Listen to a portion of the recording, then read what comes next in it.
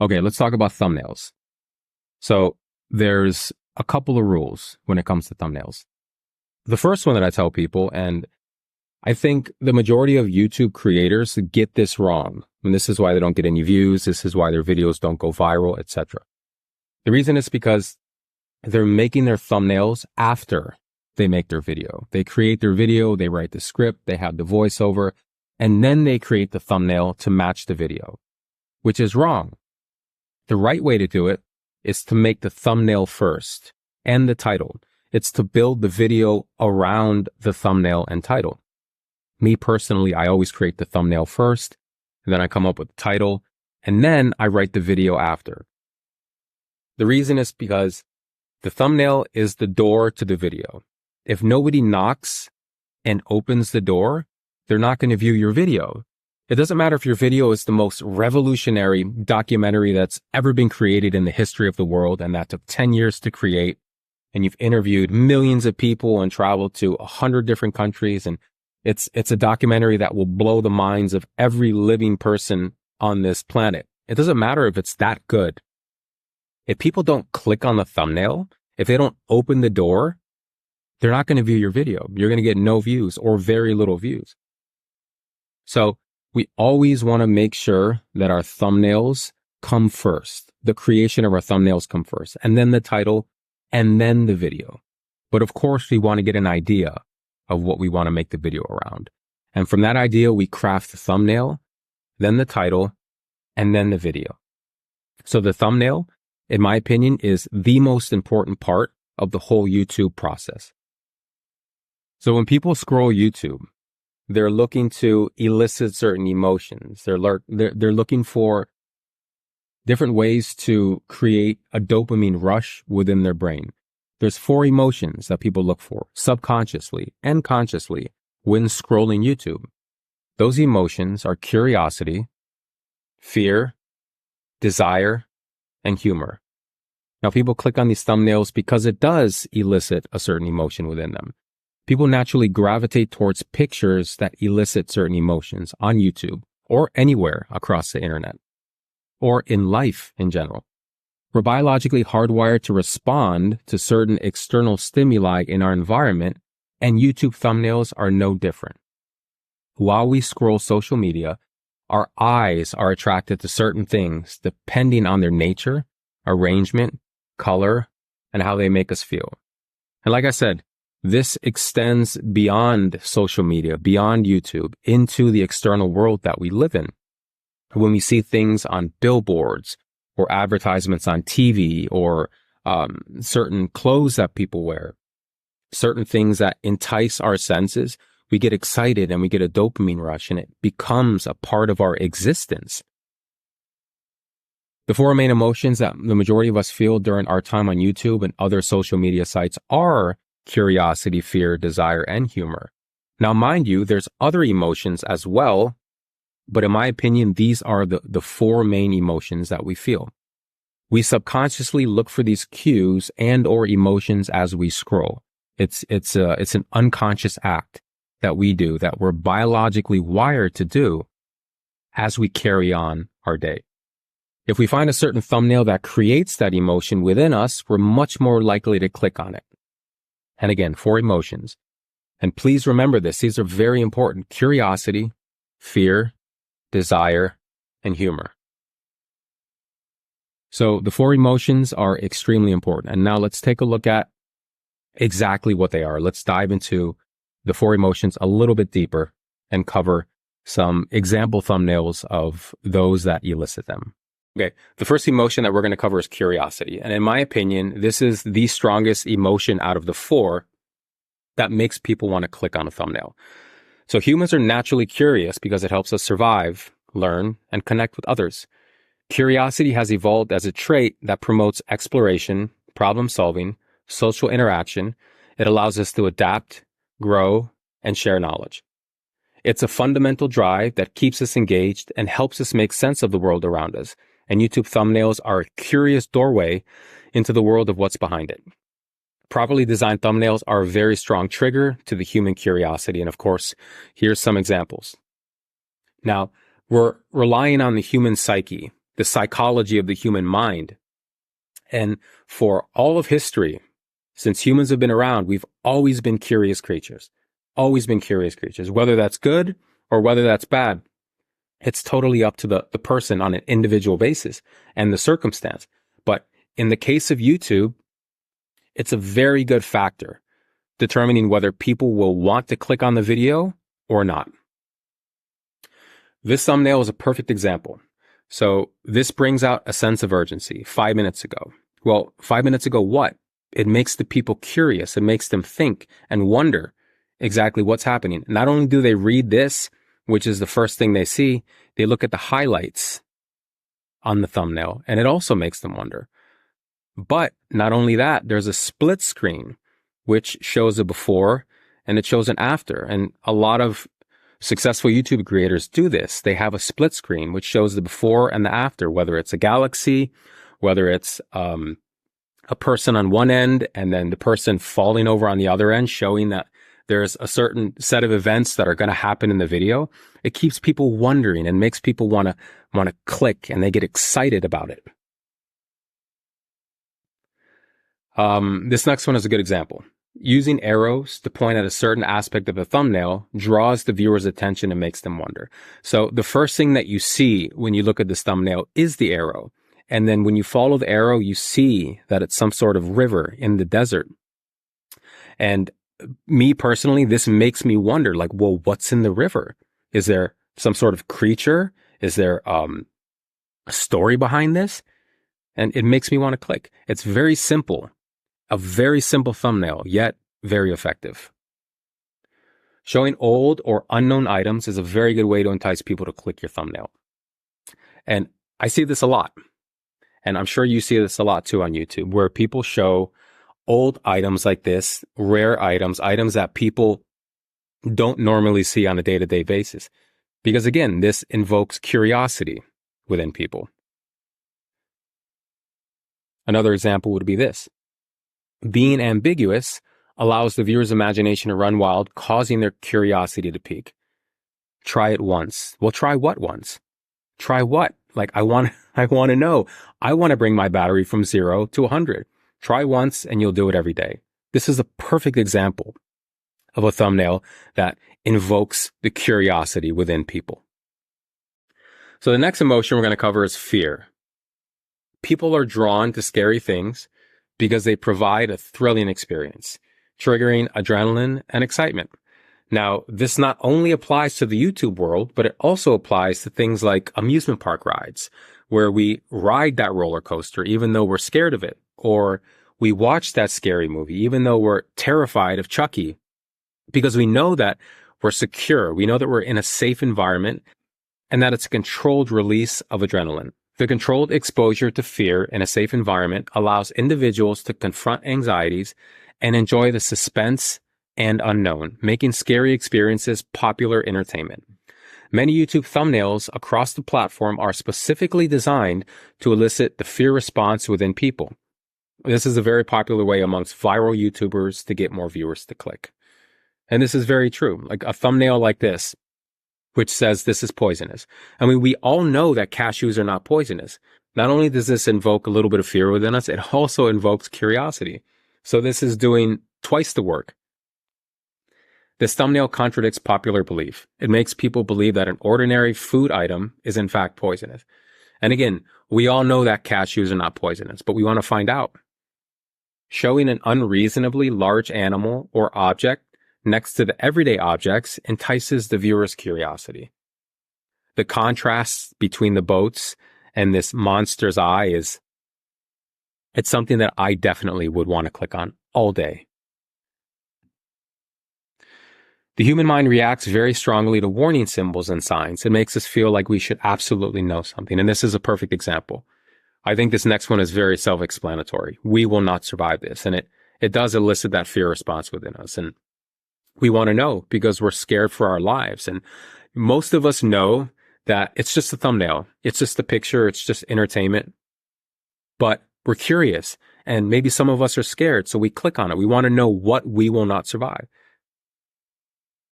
Okay, guys, let's talk about the third emotion. And that's desire. So naturally, people are drawn to YouTube thumbnails that promise fulfillment of desires such as sex, material wealth, physical improvement, emotional connection, social acceptance, adventure, and success. These thumbnails offer pathways to satisfying fundamental human needs and aspirations. And again, this goes back to the basics of human psychology. We're all hardwired to want to experience a certain amount of desire in our life. It captures the viewer's attention by tapping into their deepest desires. Our brains are hardwired for these types of experience. It's built in our neural network. It's built in our brains to want to experience certain types of desire. So this first thumbnail is a very effective one because it elicits the desire of financial freedom. And a lot of us want to know what $100 million looks like. And we love cars and we love objects of luxury. So the way that he did this is he put $100 million on the top. This is the first thing that we see, probably. And then we see the Bugatti, then we see the Lamborghini and the price tags. And this makes us want to click because not only are we curious, but this invokes a desire response within us. Who wouldn't click on this? Showing small, cute animals and thumbnails, I think, is one of the most effective ways of getting people to click because there's something built inside of us that just loves cute things, cute animals, cute children. I think it's like a parental instinct within males and females to want to engage with things that are cute and want to see things that are cute in general. So this is another perfect one. If you have a channel based around animals, or if you have a channel based around parenting and small children and raising small children, I think these thumbnails are very, very effective. Okay, the next one, well, self-explanatory, obviously. And this works both ways because if you're attracted to females, you're going to click on this for obvious reasons. But if you're female, you're also probably going to click on it because, I mean, who wouldn't want a booty like hers if you're a female?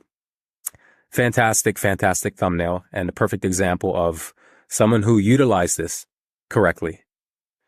So this thumbnail is especially effective for YouTube because the majority of YouTube viewers are in fact male. I think the ratio is something like 90-10 or 85-15 males to females. But YouTube, in fact, is predominantly male. And what he did was he showed a before picture and an after picture and put the title "Actually Works." When people see this, it invokes a feeling of trust. It invokes a feeling of desire. Yes, if you're overweight, who wouldn't want a six-pack? Who wouldn't want to look like this? Who wouldn't want to be like this to attract the opposite sex or whatever you're into? Perfect example. I just want to reiterate that, of course, there are many more emotions that people feel as they are on YouTube. As they're scrolling the YouTube homepage, there's many more emotions that they feel.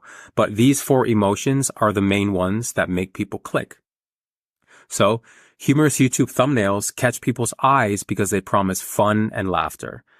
They often have funny pictures or clever captions that make viewers curious and eager to see more. These thumbnails appeal to our love of humor and entertainment, making us want to click and watch for a good laugh. All of us need some sort of escape from the real world, and a lot of us do it through laughter and comedy. And let's be honest, people are stressed.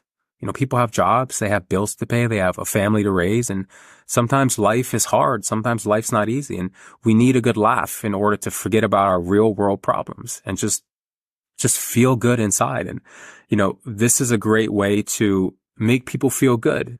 So the humor emotion is one that I think that you should rely on heavily if this is your type of style.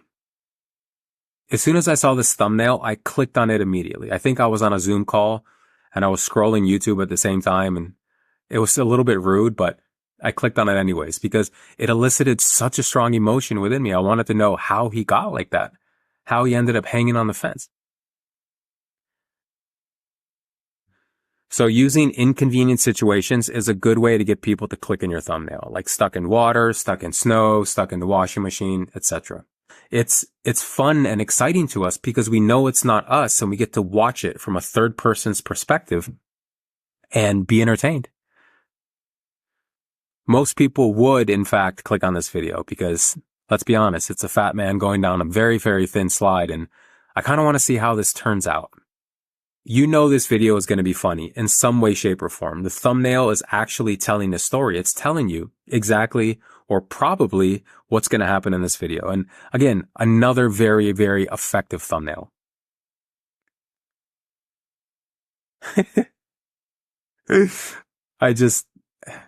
Yeah, again, it's self-explanatory, and man, I kind of want to see her hit the water.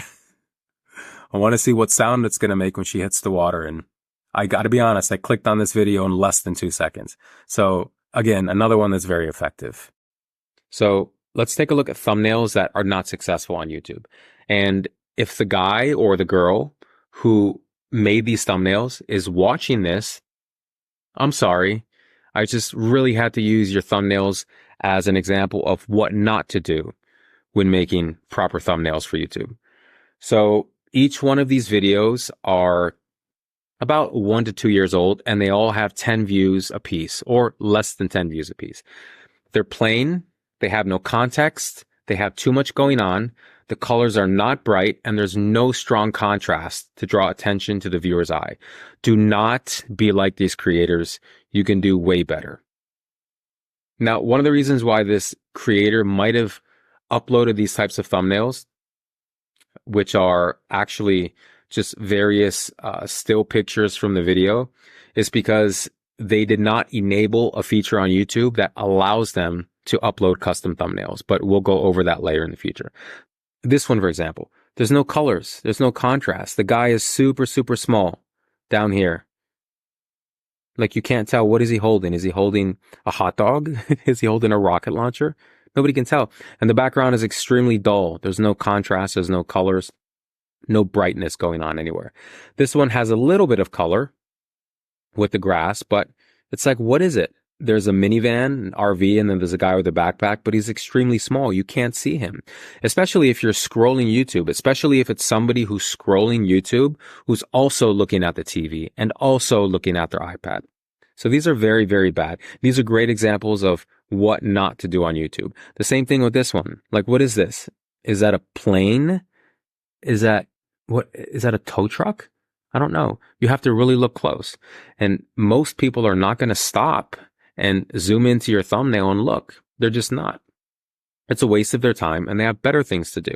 So let's make sure that we do not make thumbnails like this, that we actually upload our own custom. Okay, thumbnails that win, thumbnails that actually get clicks. These are perfect examples. They're beautiful. They're colorful. They have great contrast. They're easy to understand. Now, when I say easy to understand, what I'm talking about is it's easy for the subconscious mind to pick up on the cues of these thumbnails when they're scrolling YouTube. So whether people scroll YouTube slow or they scroll it really fast, these types of thumbnails always, or more times than not, will catch the attention of viewers because they follow the rule of thirds, they follow the colors and contrast rules, they have viral fonts, and it's just a certain type of arrangement and context within the thumbnails. And these are very, very good examples. Like Mr. Beast always kills it when it comes to thumbnails. One of his main attributes that he uses is gold. He has gold cars, gold planes, gold houses, and apparently in this one there's a gold water slide and a gold Ferris wheel. And the quintessential Mr. Beast face with his smile, that's a big one that attracts people. Here's another one. Very simple, very colorful, very down to the point how time works, yet it's very mysterious and suspenseful and invokes the curiosity emotion within people. This one is another great example. Like, look at those balloons. Very, very eye-catching when scrolling YouTube. I immediately stopped on this thumbnail when I scrolled, and I was going a million miles an hour. This one caught my eye instantly. So let's try to model our thumbnails after these, at least at first. Maybe after you build a little bit of an audience and a little bit of a viewership, then you can start getting a little bit more creative with your thumbnails as far as implementing your own style and different things that you want to add in your thumbnail or that you want to talk about or bring forth to your viewers. But at first, let's try to mimic and model exactly what works for the majority of these creators. Now, when you're scrolling the YouTube page, Our eyes subconsciously and unconsciously are drawn to certain parts of a picture. So the rule of thirds is used by every popular YouTuber out there. It's a photography trick that involves dividing the image into 9 equal parts, 2 vertical lines and 2 horizontal lines, essentially creating a grid. Placing key elements like eyes and face and titles and different things in the thumbnail that you want people's attention to be drawn to, placing those along these lines or at their intersections often result in a more visually appealing and balanced composition. The principle translates to YouTube thumbnails because it helps create a visually harmonious and engaging layout, and we'll see why here in a bit. By applying the rule of thirds to thumbnails, you can strategically position important elements such as the main subject, text, or any other object along these lines or intersections. This not only enhances the overall aesthetic, but also guides the viewer's eyes to the focal points, making the thumbnail more compelling and easier to understand. So there is kind of a trick when it comes to this. By implementing the rule of thirds, you're essentially telling the viewer where to look. You're showing them exactly where on the thumbnail you want them to look. And wherever they look, there should be something strategically placed in order to help them make the decision to click. In YouTube thumbnails where space is limited, and this is an understatement, adhering to the rule of thirds can contribute to a well-organized and aesthetically pleasing design, increasing the likelihood that viewers will be drawn to you and click on your video. So remember what we discussed earlier. It doesn't matter if you have the greatest video in the world. If people are not excited about clicking on your video, if people don't open the door of the thumbnail to get into your video, they're never going to watch your video and you're never going to get any clicks, any views. So the rule of thirds, in my opinion, and quite frankly, in the opinion of a lot of popular YouTubers, is extremely important. So let's take a look at some examples.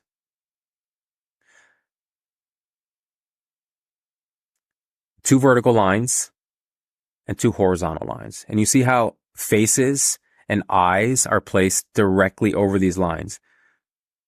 Mr. Beast knows exactly what this means. 2 vertical, 2 horizontal. Eyes are on the horizontal. Head and body is on the vertical. Same thing with this gentleman.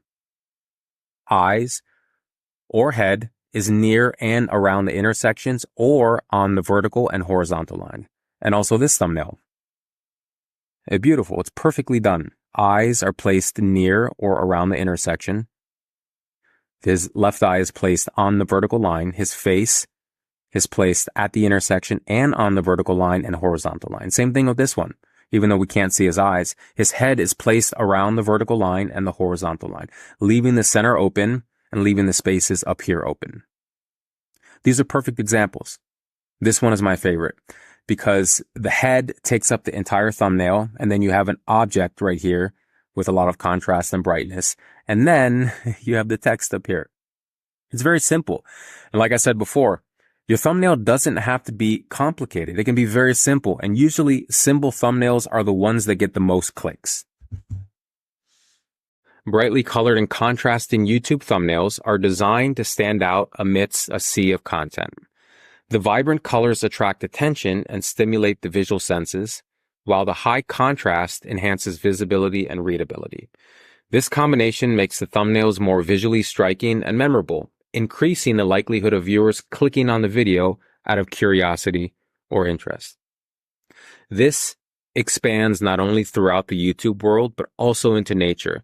And we've seen nature videos where it shows the mating habits of different animals, such as birds. And it's usually the birds with the brightest colors that have no trouble mating whatsoever because they attract the most attention. And human beings and animals alike usually find the brightest colors the most attractive or the most visually striking. We've all seen it before. YouTube is flooded with thumbnails that don't get any attention or clicks, mainly because they're not enticing or eye-catching.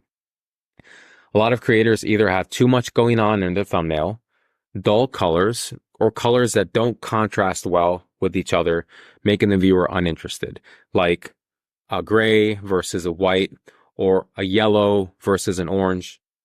Remember, you only have a second or two to make a good first impression because the attention span of people these days is very short, approximately 8 seconds to be exact. Now, discussing the attention span of people, we can actually talk about this subject for hours. But the bottom line is, it's not the 1980s or the 1990s anymore. Nowadays, in the days of TikTok and YouTube Shorts, people have very, very short attention spans. It's not only kids, it's adults as well. And we've seen people who have to have their phone out while watching the TV, while also looking at their iPad. And it's really quite interesting how the attention spans of people nowadays has gotten exponentially shorter than what it used to be compared to, let's say, 10, 20 years ago. So colors and contrasts are a great way to make sure that the viewer is interested, make sure that the viewer gets excited, make sure that the viewer has an emotional connection to certain areas and aspects of your thumbnail, opening that proverbial door so that they can watch your video. Okay, viral thumbnail fonts. There are certain fonts that people tend to gravitate to. These fonts are easy to read, are recognizable across social media, and elicit a certain emotional response from people. And going back to what we were talking about human psychology and thumbnails, this is a perfect example because across many different platforms like Facebook, Instagram, TikTok, and other social media sites, you see these fonts scattered about, and people have certain memories and certain emotions attached to these fonts. There's something within them that wants to click on the video because certain fonts do elicit certain emotions from people. Your favorite YouTuber usually knows about these handful of fonts and utilizes them very carefully to make their thumbnails stand out from the rest. And these are Montserrat, Ariel, Bangers, Bebus, Anton, Open Sans, Atma, and Decalotite. And I do just want to say that, of course, there's thousands of different fonts on YouTube, but for some reason, these fonts work the best. And I highly encourage you to explore and practice and play around with different fonts and see what you can come up with, because there's no one font or no 8 fonts set in stone. I mean, there's a baseline of what has worked in the past, but please, by all means, experiment and have fun with it. Now, remember, again, we're going over all these rules for thumbnails, and you'll get it as you create thumbnails. As time passes, you'll get it, and it'll become easier and easier for you. But you have to remember that if people don't click on your thumbnail, they're not going to watch your video. It doesn't matter if your video is great and an epic video. It doesn't matter. If they don't click on your thumbnail, then nobody is watching your video. So we want to make sure that our thumbnails are very, very effectively designed. So this is the zoom out rule. Your thumbnail is going to be viewed not only on desktop computers, but also phones, tablets, smart TVs, and other platforms. You want to make sure that it attracts viewers no matter the size. The mistake that a lot of people make when making thumbnails is that they design them on a desktop computer with programs like Canva and Photoshop. And when they're satisfied, they immediately save the file and then upload it to YouTube or save it on their computer. And this is, of course, a mistake. The reason that it's a mistake, the reason why you should always implement the zoom out rule is because when people scroll on their phones, they're looking at thumbnails that are very, very small. So when you design a thumbnail on whatever program you use to design thumbnails with, you need to zoom out. Once you've zoomed out, you want to make sure that it's still easily readable, understandable, and that the colors and contrasts are still very noticeable, etc. Some creators actually design the thumbnail while zoomed out. That way, they know that no matter the place that the viewers see the thumbnail, it's still very attractive and clickable. And think about it. The majority of people who do watch your YouTube videos are probably watching them on a mobile device, like a cell phone or a tablet or something similar. So you always want to make sure that your thumbnails are very easily understandable, not only by somebody who is half asleep, but also somebody who's half asleep, mindlessly scrolling YouTube while doing it on their phone. So let's take a look at an example. Perfect example. This is a great thumbnail. First off, it's a great thumbnail because there's contrast with the background versus the guy. There's bright colors, week 1, week 8, viral fonts, bright colors. Perfect. Now, zoomed out, this is an example of probably what most people see on their phone, but smaller, or could be bigger depending on the phone size. So this is the design on the desktop. But when we design it again, there's always a zoom out feature, whether you're using Photoshop or Canva. We zoom it out to the 10% level or possibly more. Possibly zoom it out to where it's half of this size. Cut it in half and zoom it out. Zoom out as much as you can. So notice how the smaller zoomed out version is still readable and still conveys a clear and powerful message. And you want to do this with all of your thumbnails, with no exception.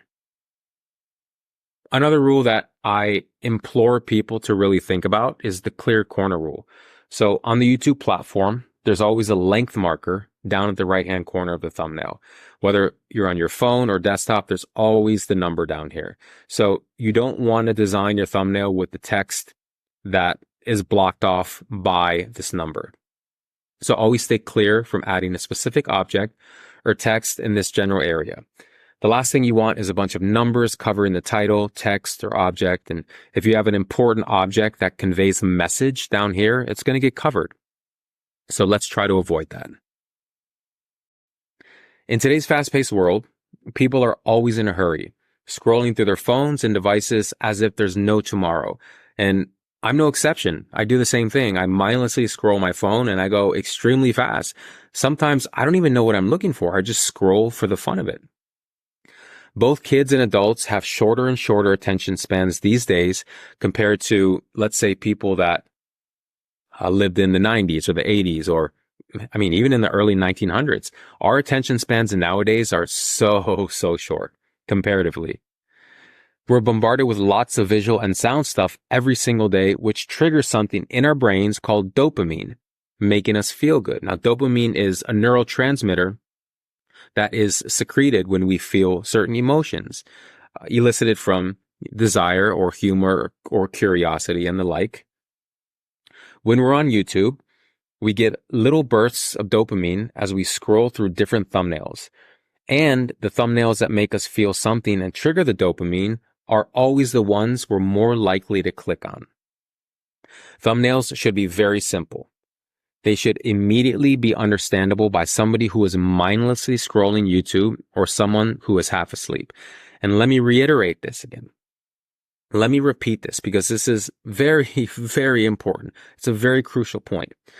Thumbnails should be immediately understandable by someone who is mindlessly scrolling YouTube or someone who is half asleep, which means that while somebody is scrolling YouTube, their subconscious mind, which is the mind that runs behind the conscious mind, should be able to understand exactly what it's seeing on the screen. The conscious mind shouldn't have to step in and be like, okay, I see a gold water slide. I see the face of Mr. Beast. Therefore, it must be Mr. Beast at a water park. No, it should be immediately recognizable by somebody who is mindlessly scrolling, somebody who is operating on autopilot, which is what a lot of us do when we scroll YouTube or social media in general. They should create a clear and concise point as soon as the viewer lays his or her eyes on it. Now, there's a couple of rules when it comes to making thumbnails, and we've gone over those. It's the color contrast rule, it's the rule of thirds, it's the thumbnail text and the fonts. So thumbnails should have 4 to 5 items max. The reason this is important is because the subconscious mind cannot really pick up on 20 different things in the thumbnail view. It's easier for the human mind and brain to comprehend.